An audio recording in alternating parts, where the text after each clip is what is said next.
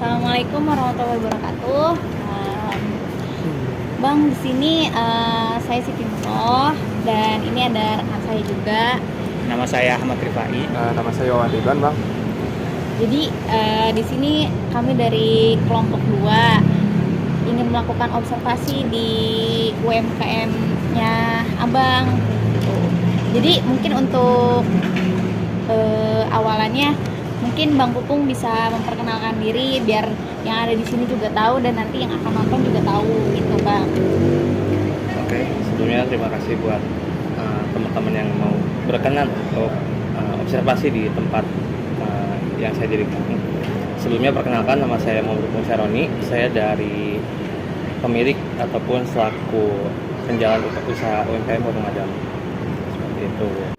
Baik, terima kasih Bang Pupung sudah mengizinkan kami untuk melakukan observasi nih. Jadi sebelumnya mungkin ada beberapa pertanyaan dari kami yang ingin kami tanyakan ke Bang Pupung selaku pemilik dari Warung Madam.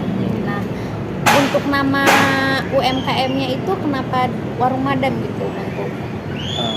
Kalau untuk background ataupun nama dari UMKM tersebut ini diambil dari panggilan orang tua sebenarnya, lebih tepatnya di mama. Jadi kenapa bisa ngambil nama Warung Madam? Karena ada beberapa orang ataupun rekan kerjanya itu menamakan mama ini jadi Madam karena dengan karakternya yang garang, katanya yang tegas, dan kayak gitu-gitu. Jadi kenapa saya inisiatif punya pemikiran kayaknya nih UMKM ini tuh cocok deh buat dinamain ini karena ada beberapa orang yang udah kenal sama nama mama ini. Mungkin itu bisa dijadikan sebagai peluang ataupun branding dari salah satu UMKM ini, seperti itu. Jadi itu kayak bentuk sejarah kenapa dinamain Warung Madam gitu. Betul. Ya. Mungkin selanjutnya untuk rekan saya ingin dipertanyakan. Sebelumnya dari produknya apa saja, Bang, yang disediakan di Warung Madam itu? Oke. Kalau buat produknya sendiri kita ada main course buat menu utama, ada dessert sebagai cemilan lah ya, sama ada minumannya juga. Kalau buat menu utamanya itu ada nasi goreng, ada ayam geprek, ada chicken teriyaki, ada mie goreng, kue tiaw, bihun. Itu cuman kalau untuk dessertnya kayak ada pisang, banana roll ya, banana roll, terus juga ada jajanan-jajanan yang kayak di angkringan tuh, kayak sate-satean, khusus, kikil, kayak gitu-gitu. Kalau buat minumannya ada coklat, green tea, ada fermentasi antara rasa buah sama es lah, cuma kita padukan jadi satu, seperti itu. Itu sih kurang lebih, ada beberapa, cuma mungkin lebih tepatnya nanti ada di sosial media kita, seperti itu. Jadi selanjutnya ada pertanyaan dari saya ya, Bang. Dari ruang lingkup UMKM Warung Madam itu gimana tuh, Bang? Dari pemasarannya.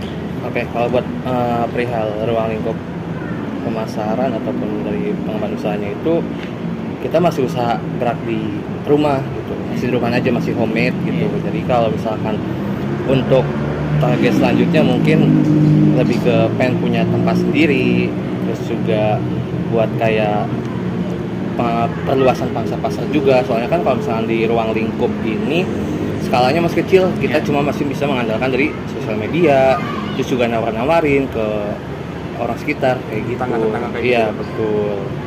Seperti itu. Nah, mungkin untuk yang ibaratnya ada nggak gitu, Kang? Yang kayak udah supply kemana gitu, emang ibaratnya kayak tohnya gitu, kemana nih, berapa porsi gitu perharinya ininya gitu. Oke. Kalau buat supply kemana ataupun kondimen dari si pengembangan usaha ini sebenarnya ada. Jadi kita nggak cuma memanfaatkan dari orang sekitar ataupun ruang lingkup sekitar. Jadi kita itu bekerja sama atau kita ngirim ke koperasi perusahaan, tepatnya di HPM di kawasan Kim. Dia Honda Prospect Motor punya koperasi buat karyawan yang ingin supply ataupun simpan makanannya di koperasi tersebut dipersilakan seperti itu. Jadi kita tiap hari itu di luar ada konsumen ataupun pembeli yang mau beli secara 1, 2, tapi kita tiap pagi itu sudah menyiapkan untuk supply minimal 60 porsi chicken teriyaki ke perusahaan kayak gitu. Jadi itu udah top setiap hari gitu ya Kang, untuk kayak supply itu terus. Iya betul, udah setiap hari dari Senin sampai Jumat. Kalau Sabtu Minggu kita libur dulu karena capek kayak gitu. Iya betul. Iya. Baik, mungkin untuk selanjutnya Nah, saya ada pertanyaan kecil nih. Soalnya kan dari tadi saya sudah tahu nih bagaimana cara menjalankan UMKM-nya nih. Iya. Saya ingin tahu bagaimana Bang Pupung ini memasarkan produknya itu.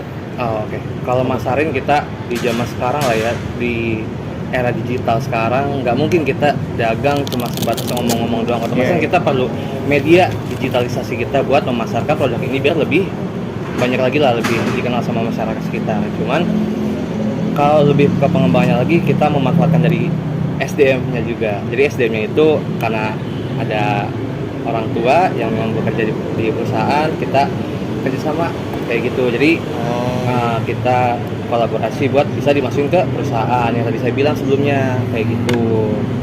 Jadi selama ini udah pernah nerima dari selain dari situ customer-nya?